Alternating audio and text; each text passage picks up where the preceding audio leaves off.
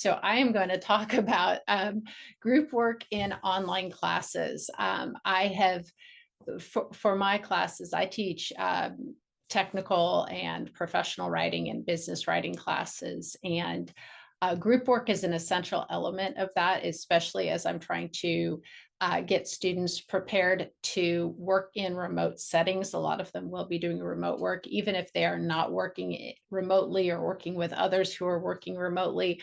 Much of collaboration is done online. So group work is integral to the way I teach my classes and the learning outcomes of my classes.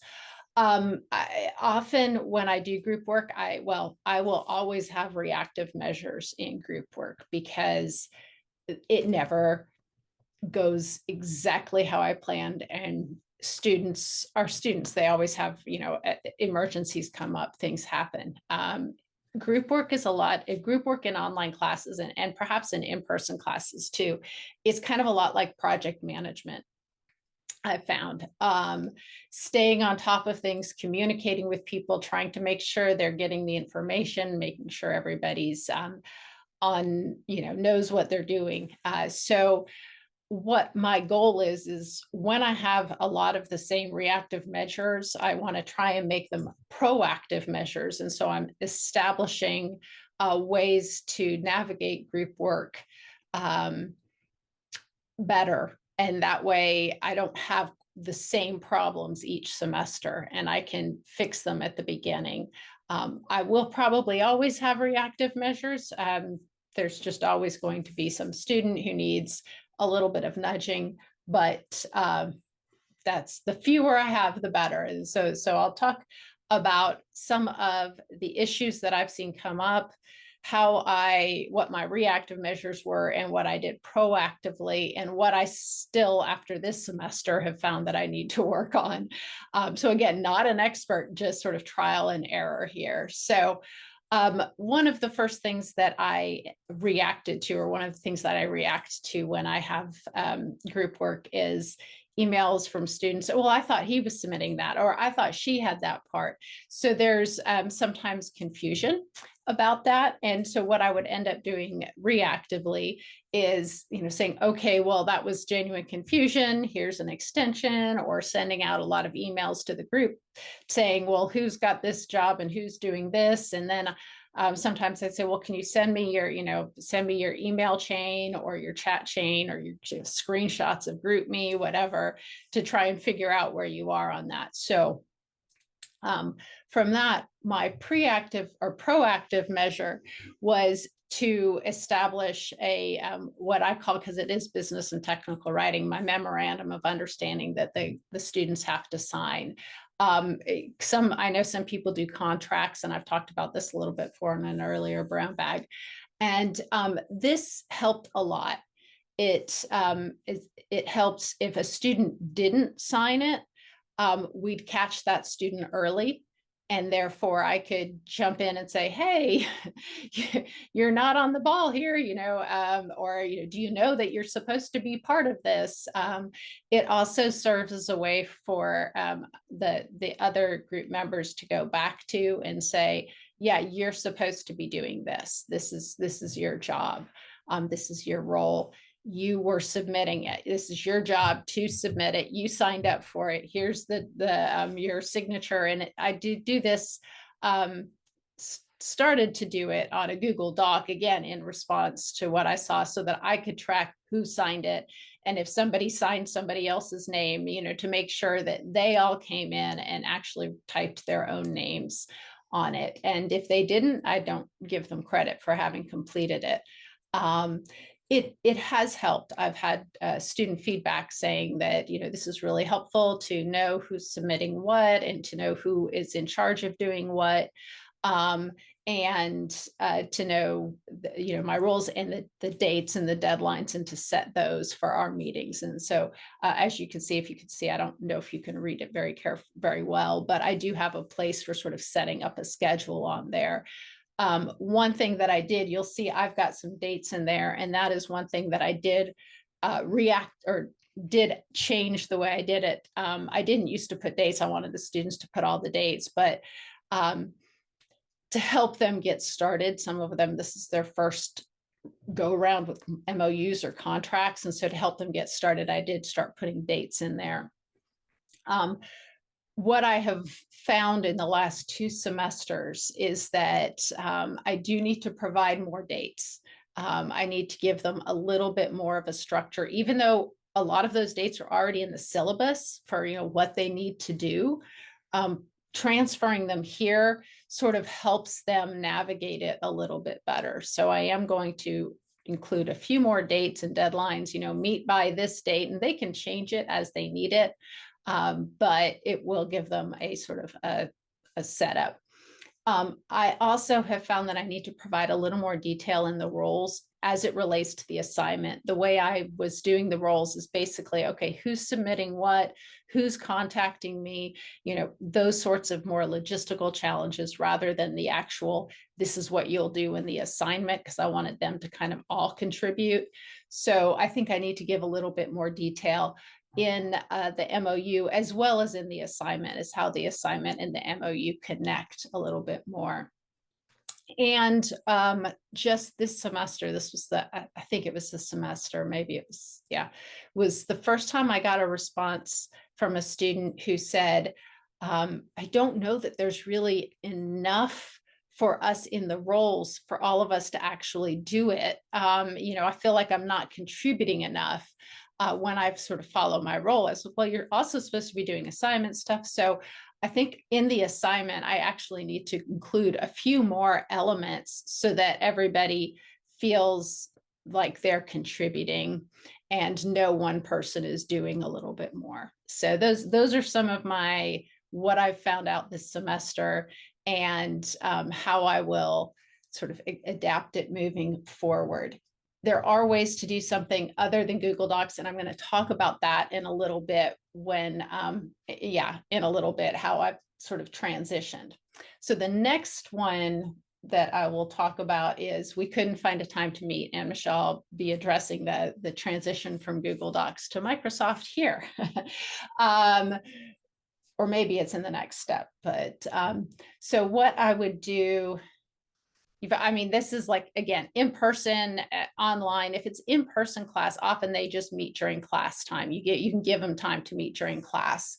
For asynchronous online, you can't really do that, obviously. So I would be like, okay, well, can you meet the following week and give extensions for that? Try and set up asynchronous communications for that. Can you communicate through email? Can you communicate through GroupMe?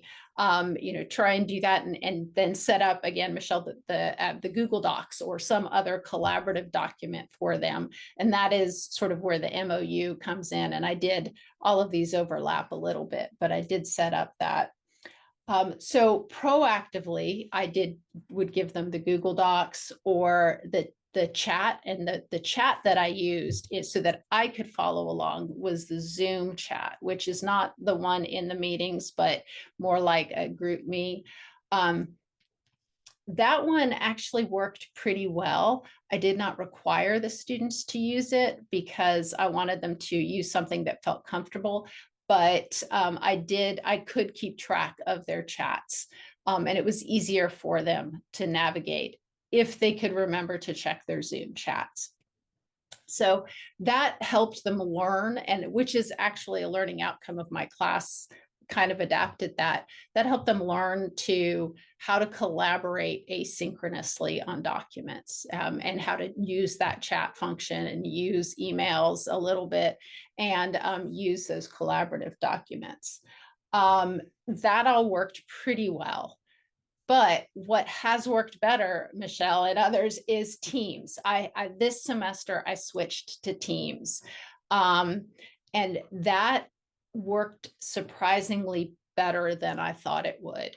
I still don't necessarily like that Teams is not integrated very well with Canvas. I talked with OIT at the beginning of this, and at the beginning of this semester, and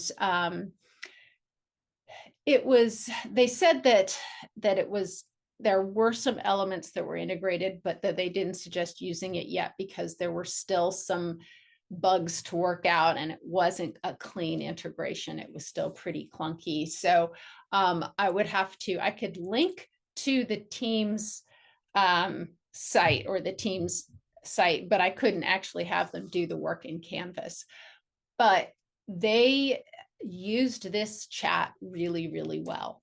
Not just for the group project. I also have them do peer reviews. I start them in a group project at the beginning of the semester to get them connected.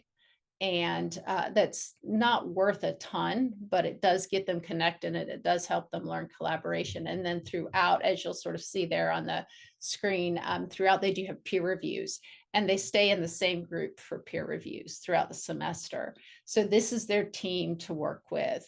And their chats really, especially the students who were in the distance ed, the fully distance ed students, I mean, they were going wild in that chat. They were, connecting and making conversations. And even outside of the group work, when they had their own individual work, they were chatting about it.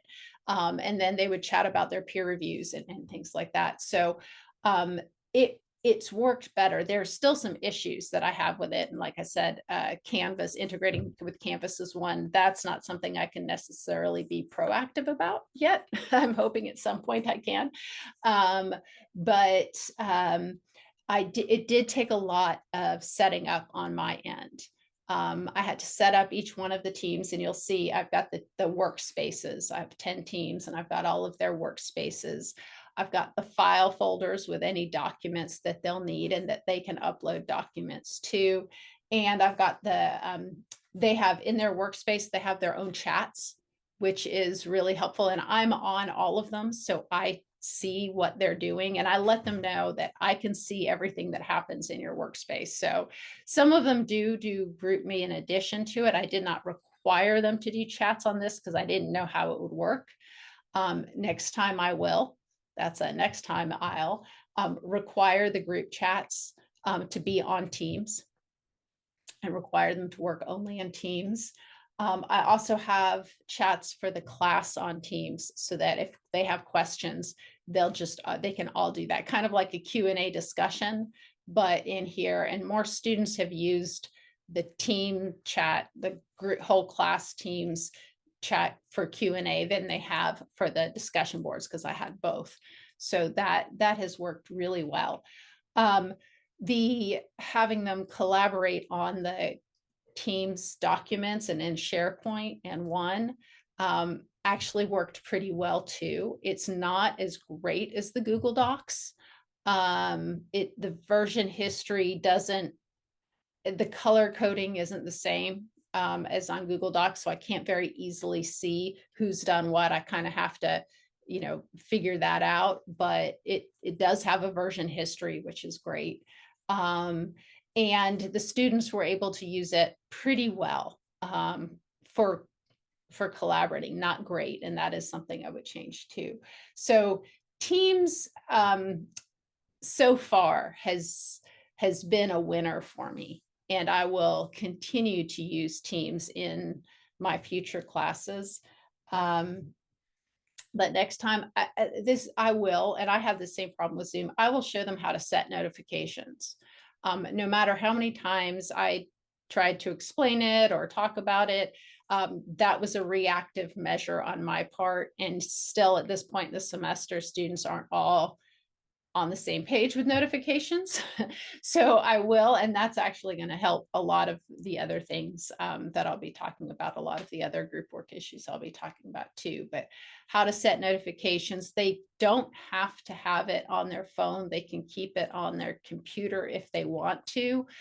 Some like to do it on their phone, but I don't like to require the use of phones. Or I also like to use only software or apps that are supported by UT, and Microsoft Teams is supported by UT. That's just my preference for the students. I don't like to require them to get too many other apps, or like I don't want to require them to get a GroupMe app or a Slack app or Discord app, or use some other software outside.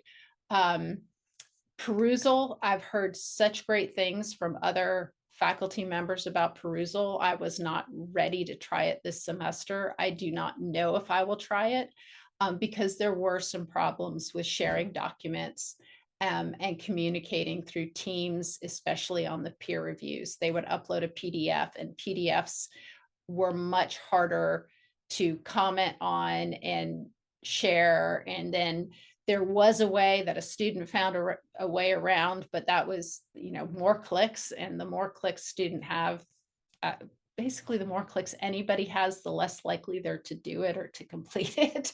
I know that's the same for me. If it's got too many clicks, I'm like, I give up. I don't want to do it. Yeah, so I'm still playing around with that. And if anybody has information on, I think I just said, Lindsay, yes, you love Perusal. And I know I've heard just such great things about it, and I'm still kind of shy about using it because, again, it's an outside thing. But so yeah, I will provide more information on editing in Teams and OneDrive and setting notifications. And because that is a learning outcome for my class, I feel like I can spend time with it, learning how to collaborate and communicate online for a remote workplace. That is a learning outcome. If your class, that's not a main thing, that might be a little harder because you don't want to spend your class time teaching them that and providing that sort of information. OIT, I assume, has some workshops on that. I don't know if they do for certain. I didn't go check, but I do know they have Microsoft 365 workshops, so they probably have some on that. So another issue that comes up a lot is we're not on the same page. And I just want to jump back. I just remembered Bree Lily's question. I did use group work. The last time I taught over the summer was 2020. And I did use group work during that. And that's when I started doing group work at the very beginning of the semester. I just, first thing, get everything connected. And I liked it. And so I kept it. I was like, they're all connected. They're all kind of, and it was just an easy, short project for, a few days where they did their group work. And I did have a lot of students in that class who were working full time as well over the summer, and they managed it.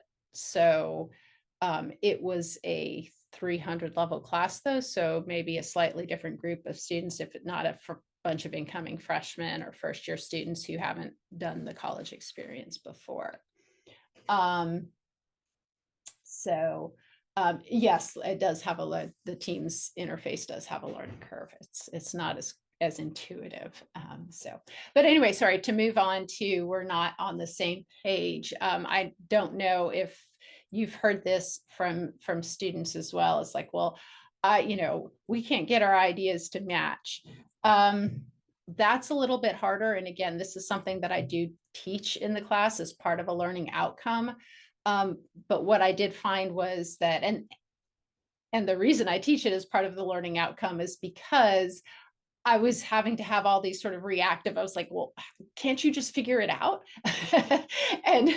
But I was having to do all these sort of reactive measures. And so again, extensions, we'll talk about it, see if you can work through it. And I would have to do emails or announcements to the whole class to say, hey, if you struggling to come to a consensus, or this is really what the assignment means. There might be confusion about what the assignment meant. Whether that was, my assignment wasn't clear, or somebody just skimmed it, or whatever, or often just, I want it to mean this, so that's what I want to do. I'd end up having to meet with the whole group online to try, or at least as many members of the group online, to try and figure out, how do we manage this?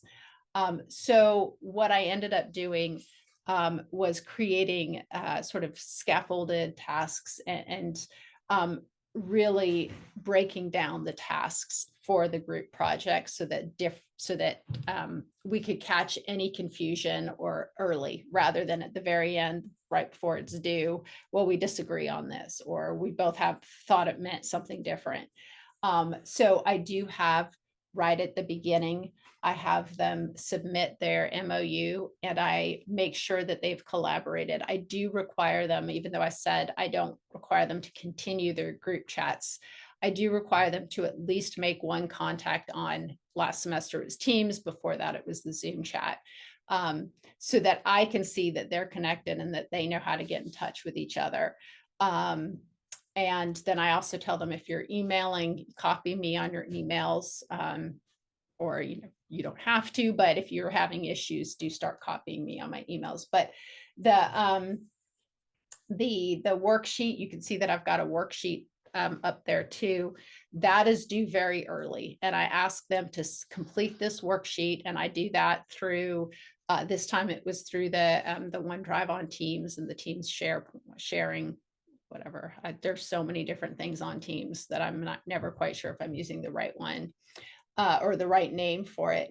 But they all have to complete that, and that helps me know that they're all on the same page. It helps them be able, it gives them something to go back to so that they know this is where we're headed. It's also early in the process, so I can see if there's somebody who hasn't contributed to the worksheet, there's a penalty for that, and then a reminder. I do send emails. So there's always that reactive thing. If I see somebody hasn't contributed, I'll send an email and I'll tell students, if you haven't been able to get in touch with so-and-so, email me. So there will always be that reactive element, but doing this proactively keeps that from being right at the very end.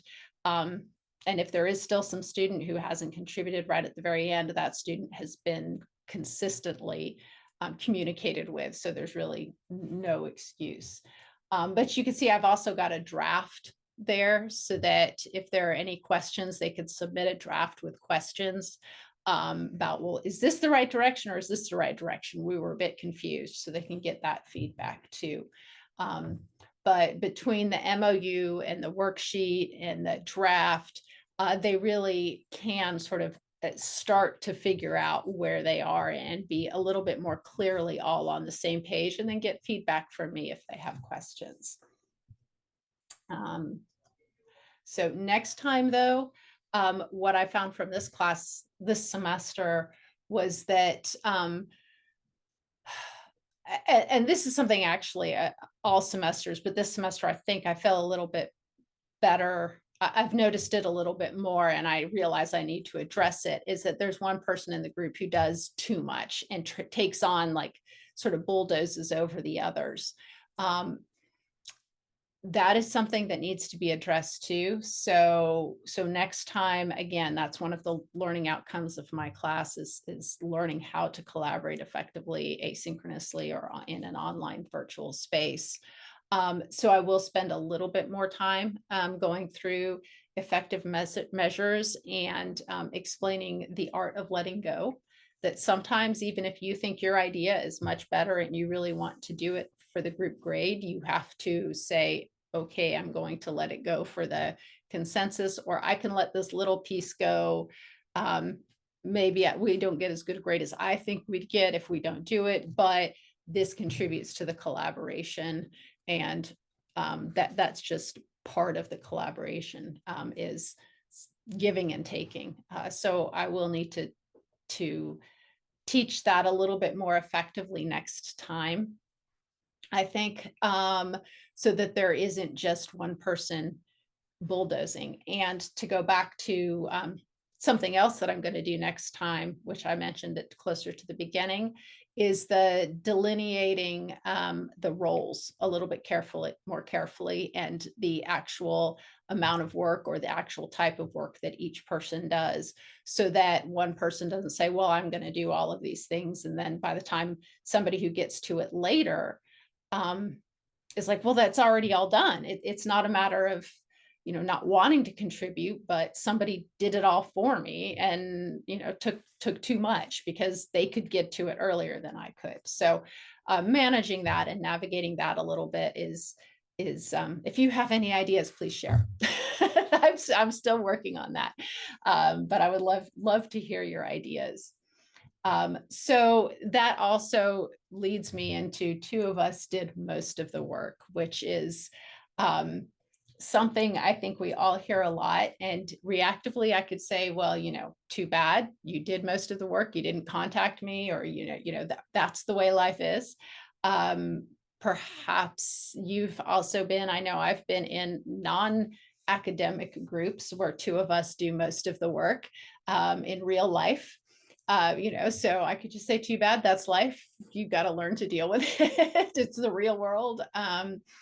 But uh, I I want to teach them to communicate effectively, so I don't usually say that, but I can do retroactive penalties where I can say, okay, well, show me the email chain, or show me this so that I can see that you were doing all of the work. And then, as I said, I've got collaboration in the grading here. So that's what I did proactively when I was seeing that. I was like, okay, I need to start including more and more. And over the years, I've increased the amount that participation is worth.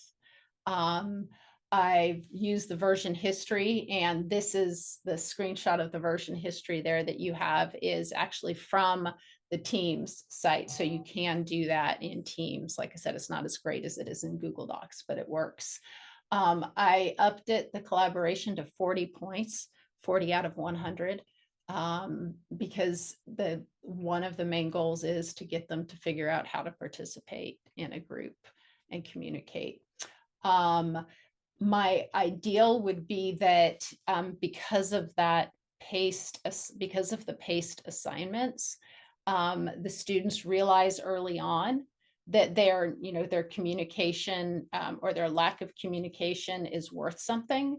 That in task one they might not get any points because they didn't sign the MOU or whatever, and they have to go back and do it. And so that they think, oh, well, I better throw something up on the document so that she sees I said something and it was limited, and they don't get full points for that.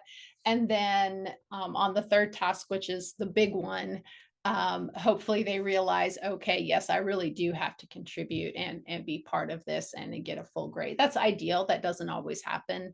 But that's, as I've worked through, I've increased that penalty, and I've started adding it to the early ones too. I started off, it was just a grade at the very end on the final project, but I started adding that collaboration grade to the early tasks as well, because I realized that they needed some warning and some guidance on that. Hey, you can't leave this till the last minute. Procrastination doesn't help with group work.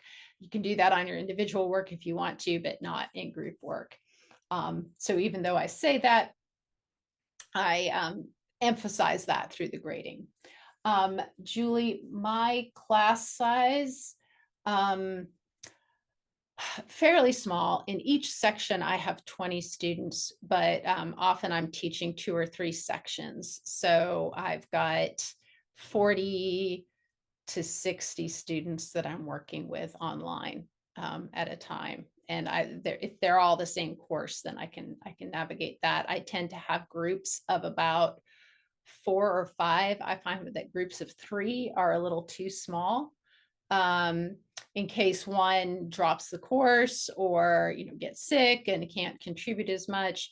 And then 5 sometimes gets to be a little unwieldy, but if I've got an odd number, I'll do 5. I tend to prefer odd numbers just, for voting and whatever. But 4, that size seems to work out in case one person drops, and then you have 3 for my classes. I have done 5 consistently in other classes, and that works okay. That works okay. Like I said, it gets a little unwieldy sometimes, but it can be managed. But I do not have hundreds and hundreds of students trying to navigate this. That would be a lot of interaction and project management for a number of different students. So one way to address that is to have peer review evaluations of collaboration, have the students review each other in their collaboration efforts. And this is something I have not yet tried, but again, have heard some great some faculty here talk about it. And it's something I'm looking to try. I was starting teams this semester, so I didn't want to add too many new things. I move slowly when I add new things. I don't want to do too much at a time. I'm afraid too many things might go wrong all at once. I wouldn't be able to react. Um, so I do have, I am going to test now that I've added teams and I know I'm going to use teams again. I'm going to test having the peer evaluations as well. Have the students evaluate each other on their collaboration. Um, One way that I do this, because my classes aren't so huge, is that when I look at the version history, and I'm about to give a student either a 0 or a very low grade on collaboration, I will contact the other group members. So this is kind of like a peer evaluation. I will contact the other group members and ask them very carefully, does the um, does the version history reflect the contribution that the students have made, or were there other ways in which the student contributed that I am unable to see? So that way they're not like ratting them out saying, no, he was horrible, he didn't ever meet or anything like that. And they can just say, yes, the version history accurately reflects the level of contribution. And then I know the student didn't contribute much. Or no, my gosh, she was there in all the meetings. I just did all the typing in. And then I'm like, oh, okay, that makes sense. Because sometimes that's the case. If they're in a synchronous meeting, somebody's got the document up and somebody's talking and the other one's typing it in. So, and most of the time, that's the case. Most of the time, they say, oh, yeah, this person was really helpful. And my sense is if 2 or 3 of the other students in the group are willing to say that about a student, then that's probably the case.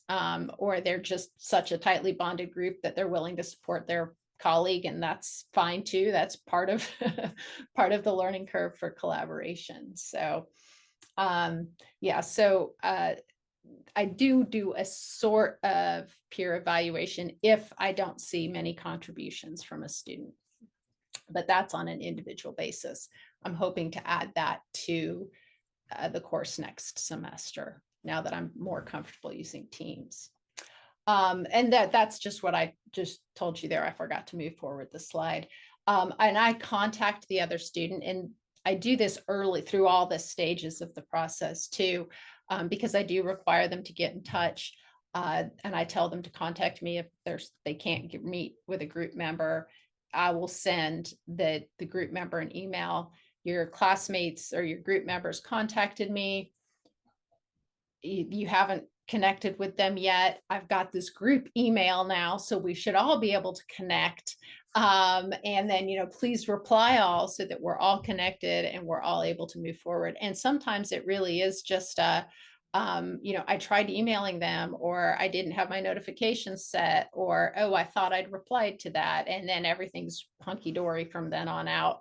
And sometimes it's not, but most often, again, once I've got that initial connection going, and those early tasks help make that connection or help me identify when there aren't connections made, that first email is all that's needed. So I think I've already touched on some of this, the grading group collaboration through the semester and grading it a little bit more. But what I think I will do next time, along with the evaluations, and I do the peer reviews, I think I'm actually going to have a separate column for collaboration, like a separate weighted grade, maybe for 5% of the grade. And throughout, because they did so well on the Teams chat, I'm going to require them to use Teams. I'm going to require them to chat on that. And I'll include a grade for them to continue chatting on that throughout the semester. Asking questions on the class chat, or even in their own small group chat, which I know one student replied to me and said, oh, I'm so glad we did the groups in this class, because on my group me, I was able to contact the other members whenever I had questions about the assignments. Like, well, you could have contacted me too, or asked the whole class. And she was like, I didn't want to ask the whole class. I was afraid it was a stupid idea, but I felt comfortable with this group to ask them. And so that shows me, one, that the groups are really working for the asynchronous classes, that they're doing kind of what they're supposed to do in one respect, is give them a group support. But I want to encourage that. So I want them to be able to do it in a way that they feel comfortable. Most of them felt comfortable using Teams. So I'm really going to encourage that, and encourage that sort of collaboration and connection over the semester. In fact, just last night, I had a group of students and their team, and they were blowing up the Teams with saying, well, what did you think about the proposal here? And what was this? And they were really connecting through that in a way that they couldn't have if they just had stayed on the discussion board in class. So it gives them a way to sort of use the discussion board or use the chat in the way that we would maybe hope they would use the discussion board, but it makes it more immediate, I think. So that's sort of my plan for next semester too, and actually do that, some of that requiring too. And I will, like I said, maybe I'm thinking about having that peer evaluation as well. So other questions, these are just sort of other things that I'm thinking about for future iterations, is typically because of feedback that I received, I started having the same group throughout the whole semester. They'd be in one group, and then they'd do that same group for all their peer reviews. So they only have one group project, but they do peer reviews. One response I got from a student this semester was, I'd really like to meet some of the other students in the class. I'd really like to chat with them. I'm like, oh, but you get such a good support system staying in the same group. So I'm thinking of ways to maybe spread that out a little bit. I'm also thinking maybe of having another group project, because that will give them a chance to develop more thoroughly the skills that they build in the first group project, rather than just have those additional peer reviews. I'm also wondering whether I should have more leniency sometimes toward those who don't contribute, and maybe just say, okay, well, why don't you do this on your own? Sort of kick them out of a group and say, okay, here you go. I don't know. I'm sort of playing with all these ideas too. And Teams, I'm going to keep Teams, but I'm really trying to figure out how to keep it all in Canvas, because the students like having that moving through the modules without having to necessarily go outside. It just keeps them a little bit more focused. So those are some of the other ideas I'm sort of playing around with. If you guys have ideas or experiences of your own group work, please share them, because I would love to learn what you do and what's worked for you, and maybe have some more ideas to help help the students thrive with their group work.